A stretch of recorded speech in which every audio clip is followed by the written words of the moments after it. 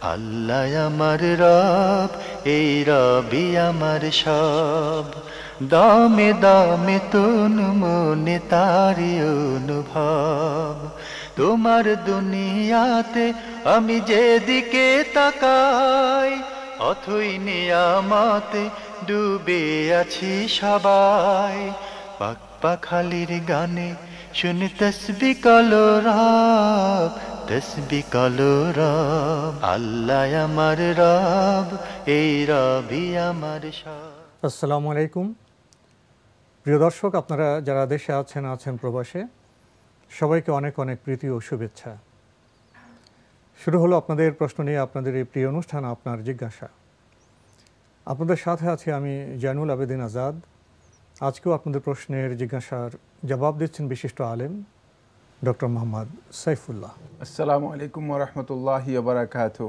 প্রিয় দর্শক, চলুন তাহলে জিজ্ঞাসার জগতে। শুরুতে একটি চিঠি, এটি পাঠিয়েছেন নাসিমা খাতুন, কাশীপুর, বরিশাল থেকে। আপনি লিখেছেন, স্ত্রীর যদি নেশাব পরিমাণ মাল থাকে এবং সেগুলো স্ত্রীর একদম ব্যক্তিগত অর্জিত না হয়, স্বামীর দেওয়া রৌপ্য অলংকার, আর যদি ব্যাংকের টাকা স্ত্রীর মামার বাড়ির ফরায়েজের টাকা হয়, তাহলে এর জাকাত কি স্ত্রীকে দিতে হবে নাকি স্বামী দেবে?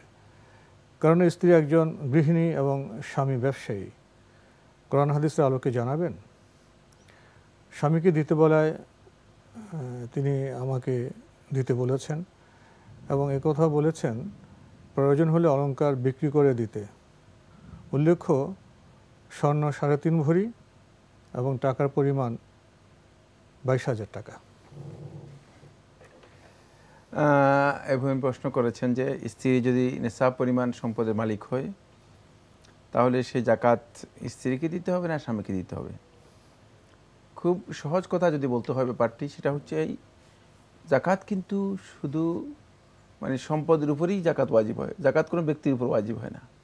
যেহেতু সম্পদ যার, ওই তার উপরেই জাকাত ওয়াজিব হবে। সম্পদের মালিকানা যার, জাকাত তার। হ্যাঁ, এখন সম্পদের মালিক যদি আপনি স্ত্রী হন, তাহলে স্ত্রীর উপর জাকাত আসবে।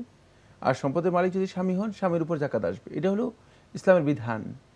এবং এই বিধান অনুযায়ী স্ত্রী যদি নেশাব পরিমাণ সম্পদের মালিক হয়, তাহলে স্ত্রী জাকাত দিতে হবে এবং স্ত্রীর ওই সম্পদ থেকেই জাকাত বের করতে হবে। যেহেতু তার কাছে সম্পদ আছে, তিনি গৃহিণী হলেও কোনো অসুবিধা নেই, সম্পদ থেকেই তিনি জাকাত বের করবেন, তিনি আর অন্য কোনো খান থেকে জাকাত দিতে হবে না। এখন এখানে আপনি যে প্রশ্ন করেছেন, সেখানে কোনো নেশাবই পরিপূর্ণ হয়নি। স্বর্ণ 3.5 ভরি, স্বর্ণ 3.5 টাকা 22,000, সেখানে স্বর্ণের কোনো নেশাব পরিপূর্ণ হয়নি, সুতরাং দুটো তো যোগ করার প্রয়োজন নেই না। আর টাকা যেহেতু 22,000 টাকার উপর আপনার এখানে নেশাব পরিপূর্ণ হয়নি, জাকাত নেই। তাই আপনি এর জন্য আপনার স্বামীর সাথে কোনো ধরনের ঝামেলায় না গিয়ে, কারণ ওনার তো জাকাতই হয়নি, জাকাত ওয়াজিব হয়নি, জাকাতের নেশাব আসেনি, সুতরাং আপনি এখানে জাকাতে দিতে হবে না। আর আরেকটি বিষয় রয়েছে, সেটা হলো এই অনেকেই আসলে যেই স্বর্ণ ব্যবহার করছে, ব্যবহারের যে স্বর্ণ আছে, সেই স্বর্ণের মাসালা নিয়ে বিপদে পড়ে যান এবং সেটা নিয়ে স্বামীর সাথে একটা ঝামেলা তৈরি করে শেষ পর্যন্ত পারিবারিক অশান্তি তৈরি করেন।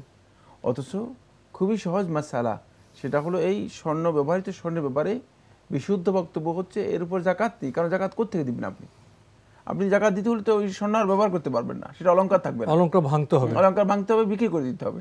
সুতরাং বিক্রি করে দিয়ে তো আর আপনি জাকাত দিতে পারলেন না, আপনার আর স্বর্ণ থাকলো না। তাই এই জন্য আমরা আসলে নিজেরাও সহজভাবে চিন্তা করার জন্য চেষ্টা করি। স্বামী ব্যবসায়ী হলেও যদি সম্পদ স্ত্রীর কাছে থেকে যায়, তাহলে স্ত্রী তার সম্পদ থেকে জাকাত বের করতে হবে, এটা স্বামীর উপর বর্তাবে না। স্বামীর উপর স্ত্রীর ভরণ পোষণ এর দায়িত্ব ইসলাম দিয়েছে, ততটুকু তাকে অবশ্যই আদায় করতে হবে। আপনি আরও লিখেছেন, বছরখানেক আগে আমি এশার নামাজ পড়ে ঘুমিয়ে যাই এবং রাতে স্বপ্নে মাঝে শুনতে পাই কে যেন আমাকে বলে, তুমি ইশরাক নামাজ পড়ো। এবং এরপর থেকে আজ পর্যন্ত ফজরের নামাজ পড়ে, কোরআন পড়ে 7টা সাড়ে 7টার দিকে 2 রাকাত নফল নামাজ আদায় করি। আমার প্রশ্ন হলো, ইশরাক নামাজ কখন পড়তে হয়, সকালে না মাগরিবের পরে? না, ইশরাকের সালাত হচ্ছে সূর্য পরিপূর্ণরূপে উদিত হয়ে যাওয়ার পর থেকে আরম্ভ করে সূর্য পশ্চিম আকাশে মধ্যাকাশে যাওয়ার আগ পর্যন্ত, এই সময়ের মধ্যে ইশরাক আদায় করলে আদায় হয়ে যাবে। 2 রাকাত থেকে 8 রাকাত পর্যন্ত পড়া জায়েজ রয়েছে। 2 রাকাত অথবা 4 রাকাত অথবা আরও বেশি 8 রাকাত পর্যন্ত পড়তে পারেন। বোন নাসিমা খাতুন, আপনি সবশেষে লিখেছেন, আমার ছেলের ছোট সময় কঠিন রোগ হয়েছিল, তখন আমি মানত করেছিলাম যে ও যদি বেঁচে থাকে তাহলে মাদ্রাসায় পড়াবো। পরবর্তীতে মাদ্রাসা থেকে দাখিল পাশ করার পর কলেজ থেকে এইচএসসি এবং বিশ্ববিদ্যালয় থেকে অনার্স মাস্টার্স পাশ করেছে। প্রশ্ন হলো, আমার মানত আদায় হয়েছে কি? আপনি মাদ্রাসায় পড়াবেন বলেছেন, মাদ্রাসায় পড়িয়েছেন, সুতরাং আমরা আশা করব যে আপনার মানত পূরণ হয়েছে। কারণ মাদ্রাসা তো আপনি পড়িয়েছেন। মাদ্রাসায় পড়ানোর অর্থ এই নয় যে আপনি মাদ্রাসা থেকে তাকে কামিল পাশ করাতে হবে। মাদ্রাসায় তাকে মৌলিক যে জ্ঞান রয়েছেন, দাখিল পাশ করেছে, এরপরে সে যেহেতু মানে অন্যান্য জ্ঞান নিয়েছে, এটাই যথেষ্ট। মাদ্রাসা পড়ানো হয়েছে ইনশাআল্লাহ তাআলা। আপনি আল্লাহ তাআলার সাথে যেই মানে ওয়াদা করেছে সেটা পূরণ করতে পেরেছেন। জি। প্রিয় দর্শক, এবার আমাদের হাতে আরও একটি চিঠি, এটি পাঠিয়েছেন মোসাম্মদ রিনা খাতুন, পুঠিয়া, রাজশাহী থেকে। আপনি লিখেছেন, আমি একটা হাদিস বইয়ে পড়েছি, সুরমা দেয়া সুন্নাত, রাত্রে শোবার সময় ডান চোখে আগে 3 বার, তারপর বাম চোখে 3 বার দিতে হবে। এটা কতটুকু সঠিক? যদি এটা ভুল হয়, সঠিকটা কিভাবে হবে? রাত্রে শোবার সময় দিতে হবে না অন্য সময় দিলে হবে? হযরত মুহাম্মদ মুস্তাফা সাল্লাল্লাহু আলাইহি ওয়াসাল্লাম কখন সুরমা দিয়েছেন সেটা যদি বলেন, তাহলে আমরা সেভাবে সুরমা দেব, তাহলে একটা আমাদের সুন্নত আদায় হবে। সুরমা দেওয়ার সুন্নতের বিষয়টি প্রশ্ন করেছেন।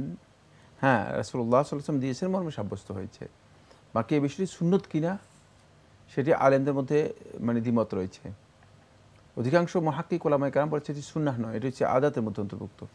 মানে এগুলো স্থানীয় প্রচলন এবং অনেকেই মানে সৌন্দর্যের জন্য ব্যবহার করে থাকেন।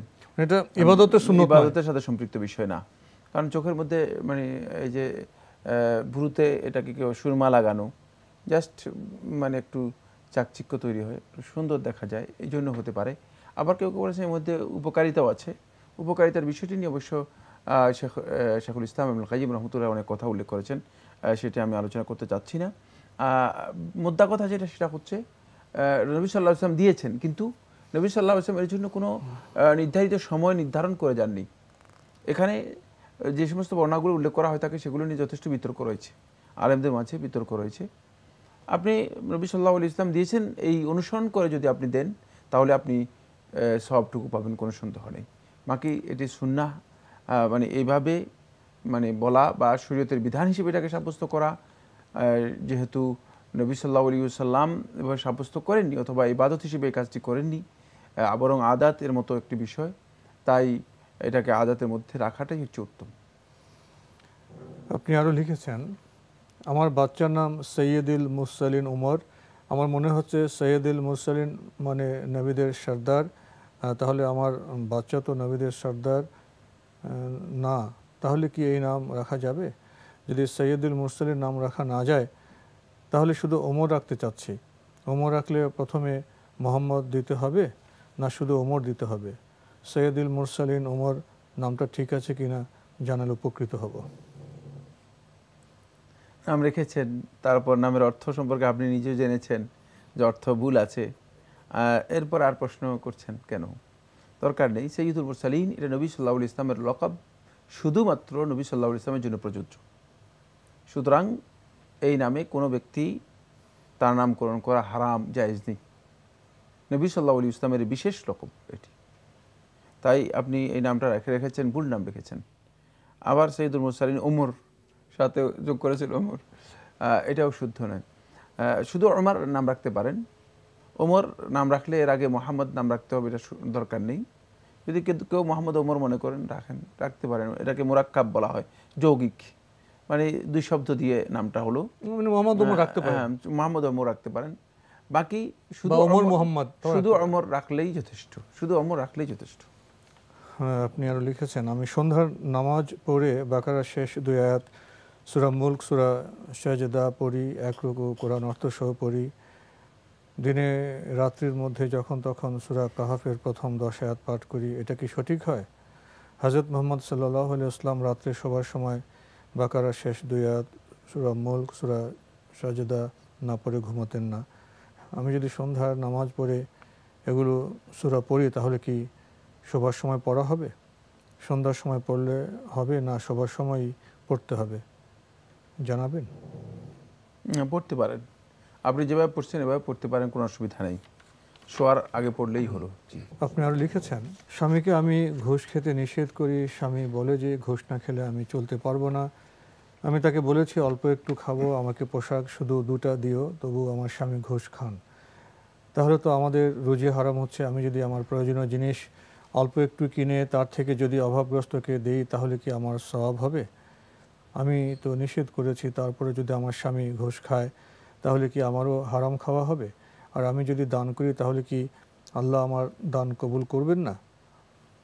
আমি ইসলামকে 100% মানার চেষ্টা করি, আমার মনে প্রাণে ইসলামকে ভালো লাগে, শুধু আমার স্বামী ঘুষ খায় এটাতে আমি অনেক কষ্ট পাই।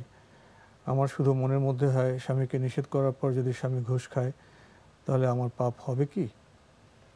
ভাই এটা সুন্দরভাবে একটু ভেঙে ভেঙে উত্তর দেবেন। আর ভেঙে ভেঙে কত দেব, আপনি যেভাবে ভেঙেছেন সেভাবেই যথেষ্ট।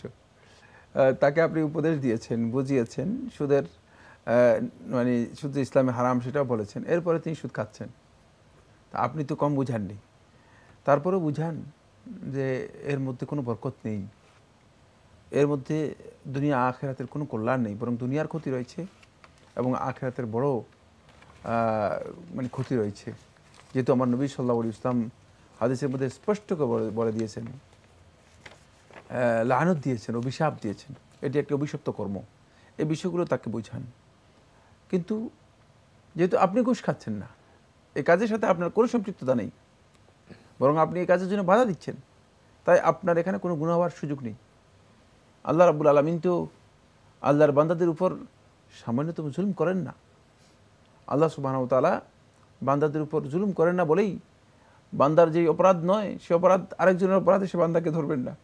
এই অপরাধটুকু আপনার স্বামীর জন্য সেই অপরাধের জন্য অপরাধী হবে এবং সেই অপরাধের শাস্তি মুখোমুখি তাকেই হতে হবে, বাকি আপনার এর জন্য অপরাধী হবেন না। আপনার দান আল্লাহ তাআলার কাছে গ্রহণযোগ্য হবে, কবুল হবে। আপনি তার কাছ থেকে ভরণ পোষণের যেহেতু দায়িত্ব তার উপর, সেই ভরণ পোষণ গ্রহণ করা আপনার জন্য জায়েজ হবে। সুতরাং এর জন্য আপনি কোনো টেনশন করবেন না। শুধু একটাই টেনশন করতে পারেন, সেটা হচ্ছে কিভাবে আপনি সুন্দরভাবে বুঝিয়ে অত্যন্ত শালীনভাবে তাকে এই পথ থেকে আপনি বিরত রাখতে পারেন, সেটা চেষ্টা করুন। ওনার স্বামী তো ওনার হারাম ইনকাম থেকে স্ত্রীকে ভরণ পোষণ টাকা দেন, হাত খরচ দেন, সেখান থেকে উনি যদি দান করেন সে দানের সব পাবেন তো? তা তো বলে দিয়েছি, হ্যাঁ, দান তো কবুল হবে, দানের সব তো অবশ্যই পাবেন। এটা তো তিনি তো এর সাথে জড়িত নন, হারামের সাথে জড়িত। উনি অর্থ দিয়েছেন, উনি সেখান থেকে দান করছেন, যে ভালো কাজ করবেন সেটা ফল পাবেন ইনশাল্লাহ। আল্লাহ আমার রব, এই রবি আমার সব। আল্লাহ আমার রব, এই রবি আমার সব। যে চিঠিটি পড়ছি এটি পাঠিয়েছেন মারিয়াম বেগম। আপনি লিখেছেন, মহিলাদের স্বামী মারা গেলে নাকফুল, কানের দুল, হাতের চুড়ি এগুলি কি খুলে ফেলতে হবে? নাকফুল, কানের দুল, হাতের ছুরি এগুলো খোলা বাধ্যতামূলক নয়।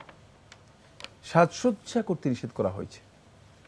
সাজসজ্জা করা এক কথা, আর নাকফুল, কানের দুল যেগুলো পরা আছে স্বাভাবিকভাবে যে অবস্থা আছে সে অবস্থায় থাকা একটা ভিন্ন কথা। যদি কেউ স্বাভাবিক অবস্থা তার এমনটি হয় তাহলে তিনি এই অবস্থায় থাকতে পারেন, অসুবিধা নেই। মানে শুধুমাত্র তাকে সাজসজ্জা করতে নিষেধ করা হয়েছে এই জন্য, যেহেতু মানে স্বামীর মৃত্যুর পরে তার এই সাজসজ্জা দুটি অর্থ দিয়ে থাকে। এখানে দুটি মিনিং পাওয়া যায়। একটা মিনিং হচ্ছে এই যে মানে স্বামীর মৃত্যু হয়েছে, এখন একটা খুশির প্রকাশ করতেছে যে আরেকবার বিয়ে বসতে পারবে, তো শোক পালন করতে হবে, শোক পালন করতে হবে। কিন্তু এটা মিনিং হচ্ছে এই যে মানে সাজসজ্জা করতেছে নিজেকে অন্যদের কাছে পেশ করার জন্য, অথবা মানে সে নতুনভাবে বিয়ে করতে পারবে ইত্যাদি। দ্বিতীয় আরেকটা মিনিং করে, সেটা হচ্ছে এই যে সাজসজ্জা করলে মানুষের দৃষ্টি আকর্ষিত হতে পারে, অন্যরা তাহলে তাকে বিয়ে করার জন্য প্রস্তাব নিয়ে এসে অথবা তাকে অন্যভাবে তাড়িত করতে পারে, যেটি ইসলাম অপছন্দ করেছে। এই অবস্থা পর্যন্ত কিন্তু বিয়ে তো আমরা জায়েজ, তার জন্য যেহেতু স্বামী মারা গিয়েছে তার জন্য বিয়ে জায়েজ হয়েছে। কিন্তু 40 দিন শোক পালন করতে হবে। 40 দিন মানে এটা হলো মানে আরবাত আশহুরি ওয়া আশরা, 4 মাস 10 দিন, 4 মাস 10 দিন এটা শোক নয়, 4 মাস 10 দিন ইদ্যত পালন করবে। শোক এবং ইদ্যতের মধ্যে পার্থক্য রয়েছে। শোক তো মানে ইসলামের মধ্যে শোক পালনের কোনো সুযোগ নেই, এটা হলো শুধু ইদ্যত পালন করবে 4 মাস 10 দিন। তো এই 4 মাস 10 দিনের মধ্যে তো বিয়ে করা যাবে না। এই 4 মাস 10 দিনের মধ্যে তিনি বিয়েতে বিয়ের প্রস্তাব পর্যন্ত গ্রহণ করতে পারবেন না, বিয়ের প্রস্তাবে যেতেও পারবেন না। এটা ইসলামের বিধান এবং ইসলাম সঙ্গত কারণে, সেখানে অনেকগুলো কারণ রয়েছে, সঙ্গত কারণেই মূলত এই বিধান দিয়েছে। তাই সেই ক্ষেত্রে তিনি সাজসজ্জা করবেন না। স্বাভাবিক নাগপুর কানপুর যেটা আছে, হাতে চুড়ি আছে, স্বাভাবিক ওটা থাকতে পারে। বাকি এগুলো যদি কারো থাকে যায়, এতে কোনো অসুবিধা আছে বলে মনে করা হয় না। অসুবিধা নেই, বরং মানে এটি নাজায়েজ কিছুই নয়। স্বাভাবিক অবস্থায় তিনি নাকফুল, কানের দুল ইত্যাদি রাখতে পারবেন, বিশেষ সাজসজ্জা করবেন। জি।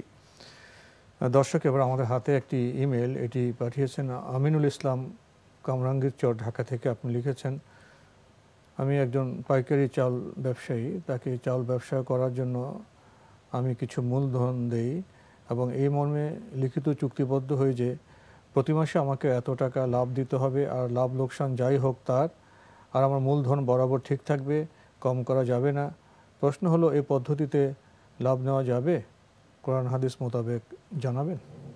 না, লাভ নেওয়ার কোনো সুযোগ নেই। আপনি যেভাবে লাভ মানে এর নির্ধারণ করে দিয়েছেন, এটি হারাম, এটি সুদ। তো এই সুদি কারবার থেকে আপনাকে ফিরে আসতে হবে, এটি হারাম, জায়েজ নেই। জি। আপনি আরও লিখেছেন, আমি প্রবাসে থাকা অবস্থায় রাগান্বিত হয়ে টেলিফোনের মাধ্যমে 3 তালাক দিই। 2 বছর পরে সে সমঝোতার মাধ্যমে 3 বছর হলো সংসার করছি। আমার প্রশ্ন, এটা কি সম্পূর্ণ তালাক পর্যায়ে পড়ে গেছে? তাহলে কি করলে আমাদের বিবাহ আবদ্ধ থাকবে? কোরআন হাদিস মোতাবেক জানাবেন।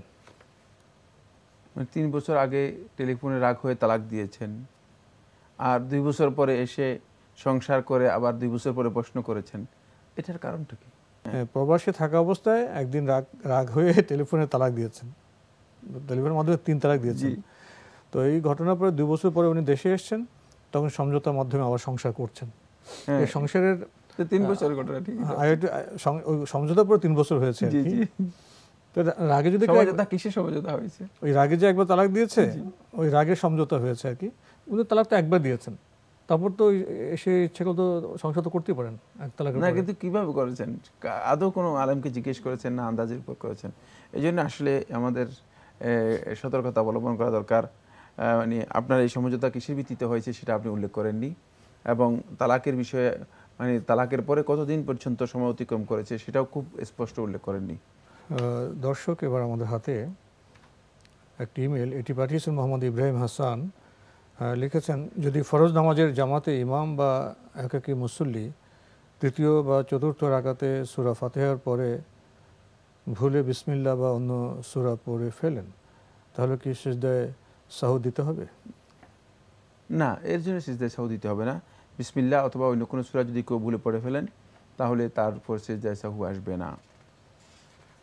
প্রিয় দর্শক, এবার আমাদের হাতে আরও একটি ইমেল, এটি পাঠিয়েছেন মোহাম্মদ কামরুল ইসলাম, সায়রা, বাগেরহাট থেকে। আপনি লিখেছেন, আপন ভাই ও বোনকে যাকাত প্রদান করা যাবে কি, কখন এবং কোন অবস্থায় আপন ভাই বোন যাকাত পেতে পারেন?